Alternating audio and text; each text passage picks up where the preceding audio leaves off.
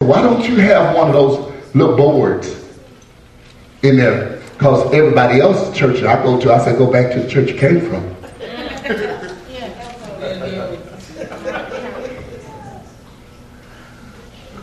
Why should you know what everybody else gives? That's not important for you. The only thing that's important to me is what I put on my tithe envelope. Come on, sir. Y'all ain't got that either. What I put on my tithe envelope. I can't read from what you sow.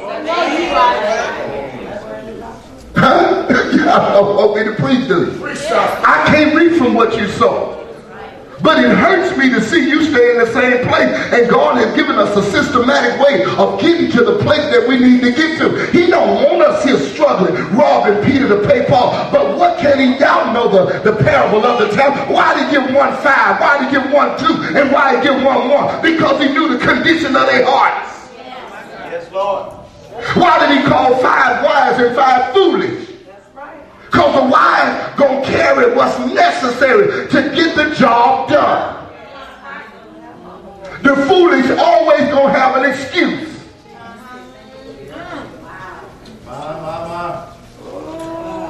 I've never looked at my condition when it comes to my giving. Come on, sir. And I ain't rich now. But I know there's an open promise over my life. I know there's some prophecies over my life. I know I made it from the project over there to a neighborhood I ain't got no business with. I know I made it from the dope house to a, y'all don't hear me, a man of integrity, and I didn't do it myself. That's what I'm keeping count of.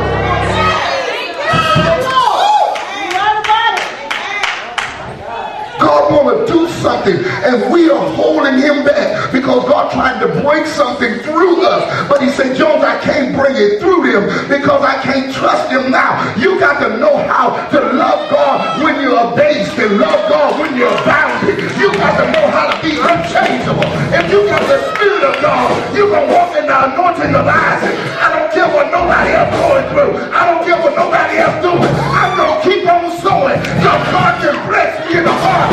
Y'all don't hear what I'm saying. I heard Pastor Griffin say, it's my last money. I can't even give. He gave that money over there at 5 tonight, and God bless him with a job. Are you hearing what I'm saying? You got to realize something. When God sees your last, you know one thing God starts to say, that's the last time you'll ever be in the position that you're in now. That's why it's your last. The end, oh God, that's good to me. I ain't got that go down there. God said, the end, watch this, the last of anything. It means the end of that season. There was a woman, she said, I can't give you this. I ain't got nothing. Me and my baby gonna eat this little bit and die. He said, no. He said, bring in the sandwich first. He said, because you don't realize it's your last, but it's gonna be the beginning of a new season in your life. What's been empty, getting ready to be full. I need you to go check your arm again. I need you to go check your barrel again. My God, y'all don't want me to preach tonight. Look at your neighbor and say, you're gonna have to renew your mind. I feel God in this place. You're going to have to renew your mind. God said, I'm trying to get something to you, and I'm trying to run something through you. But I need you to renew your mind because you're the only person that I can utilize in the earth. And in the earth, there's some requirement. Solomon give us requirement. He lets us know the things that God want to do here. We're going to need some money because money answers all. Oh, God. It answered all things. I ain't get that truck out there. I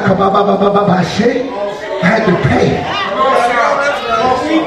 Ain't nobody saying nothing. I had to pay, y'all. That's how I pulled it in my yard. I believe God. I said, God, I ain't gonna act funny. Anybody can ride. How many people ever needed a ride in that old truck and I gave them a ride? It don't make no difference with me. It ain't nothing but a stupid old truck. Are you hearing what I'm saying? I ride your children. Anybody can ride up in that truck. That thing do not make me act all crazy. Ain't nothing but a vehicle. Same one that caused you to be prideful or caused you pain when it break down. tripping on no stuff. Watch this. I got to show y'all this here. I wanted to get in there. Why did he receive Abel's? Because Abel gave him the firstling and the fat thereof. Abel said, I ain't giving God just anything.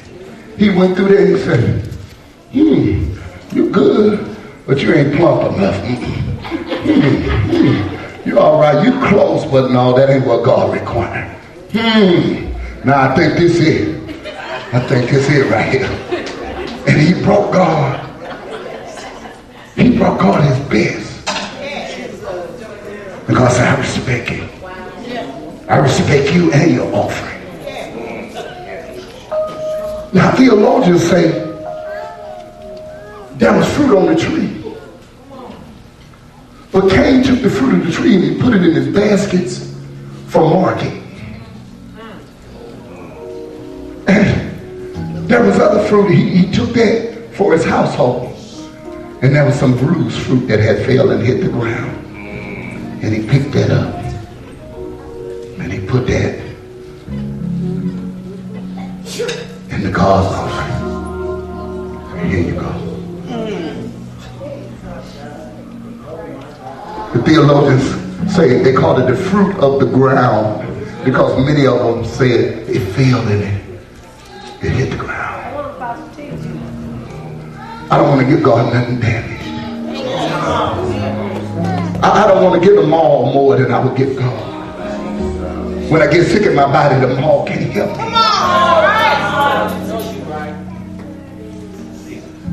When my house is in trouble, I can't call on the folks at the car line. He ain't charging me anything. So let's take that foolish notion out. But it shows the condition of my heart. I want you to have my best because you always give me your best. When everybody else gave up on me, you believed in me. You said, I'm going to make it. I'm going to turn out all right. I'm not going to give up. I see your best. I know how church people do. They keep tabs on you. When you're doing good, you know, they hooray, hey. But if you say something they don't like, or you preach something they don't like, they'll change like the weather.